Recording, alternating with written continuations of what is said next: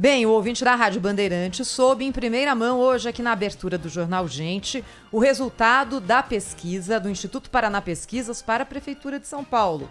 Vou repetir os números. Bruno Covas, 30,8%, Guilherme Boulos, 15,2%, Celso Russomano, 12,9%, Márcio França, 11,8%, Arthur Duval, mamãe falei, 5,2%, Gilmar Tato, 3,5%, Andréa Matarazzo, 2,4%, Joyce Hasselmann, 1,8%. Os outros candidatos não somaram um ponto percentual. Murilo Hidalgo, presidente do Paraná Pesquisas, no nosso estúdio, ajudando os nossos ouvintes a ler aqui esses números, entender tendências, qual é a característica do voto de cada um. Nós já falamos sobre o voto dominante em para cada uma das candidaturas, Murilo. Agora eu queria fazer com você aqui a segmentação, né? Para a gente entender quem vota em Bruno Covas, quem vota em Boulos, quem vota em Russomano, quem vota em Márcio França, para a gente também conseguir acompanhar aqui ao longo do domingo qual vai ser a tendência para esses candidatos. Bruno Covas tem predominância em alguma faixa? Homens, mulheres, faixa etária, instrução? Como é que a pesquisa classifica isso, Murilo? Quanto mais idade a pessoa tem, mais vota no Bruno Covas, certo? O pior desempenho dele é das pessoas de 16 a 24 anos. Já o Boulos é o inverso. Quanto mais jovem, mais vota. Celso Russomano e Márcio França são estáveis, não tem muita diferença. Por escolaridade, chama muita atenção das pessoas de analfabeto até ensino fundamental completo, 37% votam no Bruno Covas, 7% votam no Guilherme Boulos. Das pessoas de ensino médio completo e incompleto, 28% para o Bruno Covas, 13% para o Guilherme Boulos. E no ensino superior, aqui é que chama muita atenção. No superior completo e incompleto, o Bruno Covas faz 27,8%, o Guilherme Boulos faz 25%. Quer dizer, estão quase praticamente empatados aqui, Covas e Boulos, nessa fatia da população que tem ensino superior completo ou incompleto. Exato. Não é? Os mais escolarizados são os que mais votam no Guilherme Boulos. Isso é bom ou ruim em termos de candidatura, hein, Murilo? Dá para traçar um quadro?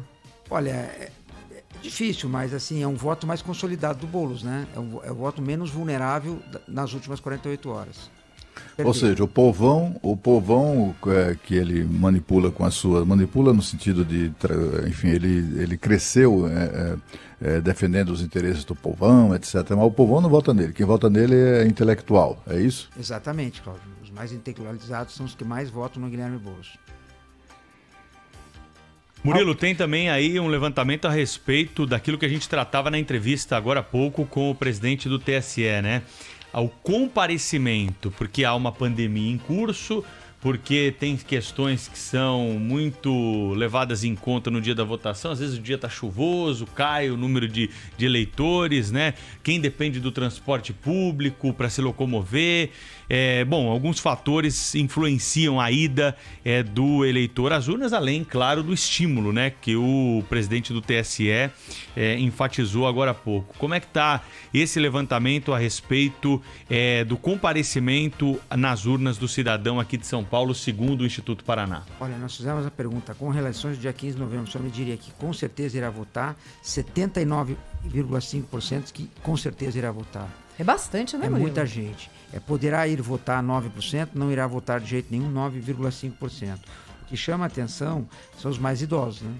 Quanto mais idade, mais dúvida do comparecimento. Então, os candidatos que tenham um percentual eleitoral maior nessa faixa poderão ser prejudicados naquelas eleições muito apertadas, né?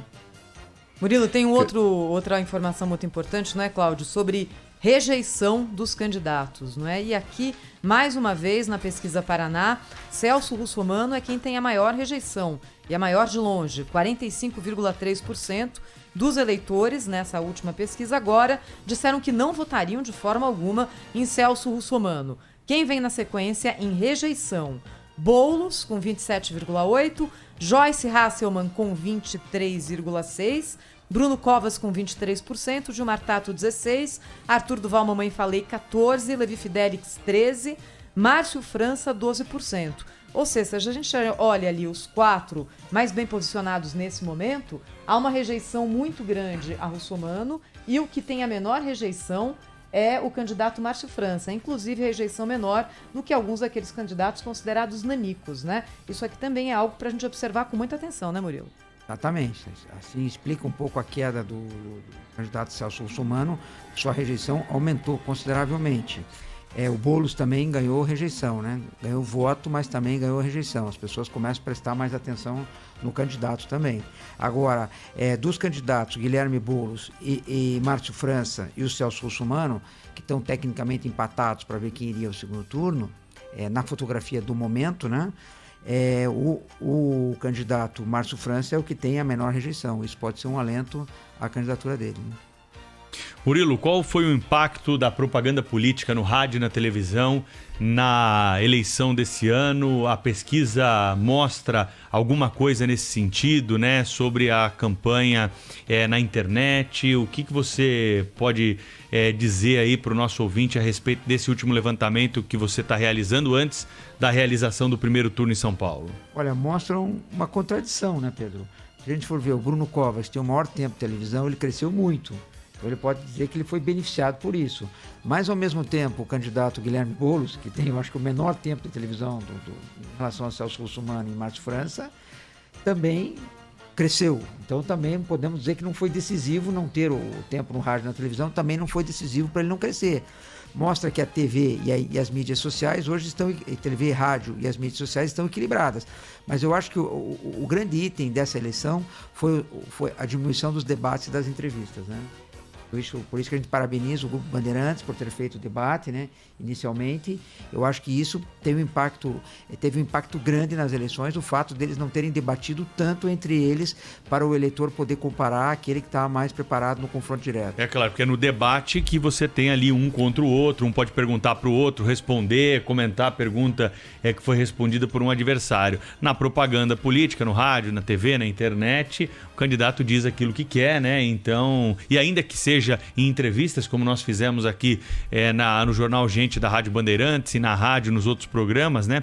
É claro que você está entrevistando um candidato só, mas o confronto, né, de ideias entre eles, isso só acontece mesmo no debate, e a Band já realizou o primeiro debate, como manda a tradição, e fará também o debate no segundo turno nas cidades, nas grandes cidades do país, onde a disputa não for encerrada no primeiro turno. E em relação ao presidente Jair Bolsonaro, seu peso político, segundo essa pesquisa aqui em São Paulo, ele declarou apoio ao candidato Celso Russomano, do Republicanos, que está, segundo a sua pesquisa, a pesquisa do Paraná Pesquisas, Murilo, está derretendo, né? Ele não para de cair, é queda livre. Tem algo que pode ser tirado aí desse apoio do Bolsonaro para o Celso Russomano?